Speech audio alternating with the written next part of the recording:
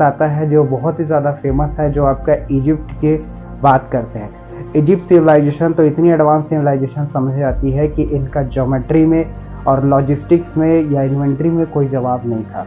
आज भी ये एक क्वेश्चन बना हुआ है कि इतने ज़्यादा हैवी स्टोन्स से जिसका इनके टेम्पल्स कंस्ट्रक्टेड हैं, पिरामिड्स कंस्ट्रक्टेड, ये वहाँ पर आए कैसे, और इतने प्रिसाइज तरीके से ये कैसी रखी हुई हैं जिससे कि ये पिरामिड्स और टेम्पल्स इतने प्रिसाइज तरीके से कंस्ट्रक्टेड है या बने हुए हैं। साथ ही साथ इनका मेडिकल जो फील्ड में भी काफ़ी एडवांसमेंट था। वो ये था कि उस ज़माने में माना जाता है, रिसर्चर के द्वारा ऐसा कहा जाता है कि उस ज़माने में ये सर्जिकल ऑपरेशंस करते थे या सर्जिकल प्रोसीजर करते थे, और साथ ही साथ जो प्रैक्टिकल रेमेडीज़ थी वो दिया करते थे, और साथ ही साथ जो फार्मेसी डेवलपमेंट था, वो भी मेडिसिनल डेवलपमेंट था, वो भी बहुत ज़्यादा एडवांस हुआ करता था।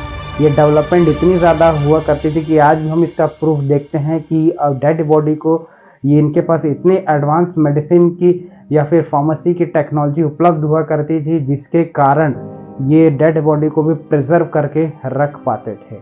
तो ये एडवांसमेंट था आपके इजिप्शियंस के पास, जिससे कि माना जाता है इनके मेडिकल एडवांसमेंट इतने ज़्यादा थे कि इनके कई टेक्स्ट इजिप्शियन भाषा में लिखे हुए मिले हैं।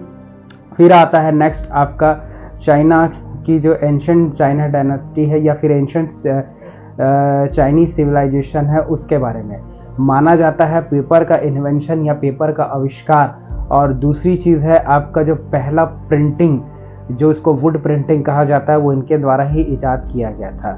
साथ ही साथ इन्होंने गन पाउडर जैसे डेंजरस पाउडर का जो आविष्कार करके दिखाया था, जो आज फायर क्रैकर्स और इतने बड़े बुलेट्स या एम्यूनिशन में काफ़ी यूज़ होता है।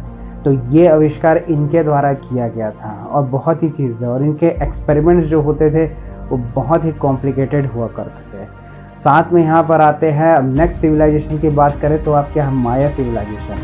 माया सिविलाइजेशन इतना है कि इन्होंने प्लानिटरी साइकिल्स और सेलेस्टियल इवेंट्स या सेलेस्टियल एक्टिविटीज़ पर महारत हासिल की हुई थी। इनका कैलेंडर सिस्टम इतना प्रिसाइज होता था, इनकी टेक्निक इतनी प्रिसाइज हुआ करती थी कि ये दिन, ऋतु, साल, कौन सी ऋतु कब आएगी, कब कौन सी एक्टिविटी थी, उसकी गणना या उसको बहुत प्रिसाइज तरीके से ये सिविलाइजेशन कर लिया करती थी। तो ये चीज़ इनमें देखने को मिलती थी। साथ ही साथ जो हमारी अगली सिविलाइजेशन जिसका नाम है आपका खमेर सिविलाइजेशन या खमेर सिविलाइजेशन, ये सिविलाइजेशन क्या किया करती थी, इस सिविलाइजेशन के पास बहुत ही ज़्यादा एडवांस टेक्निक हुआ करती थी।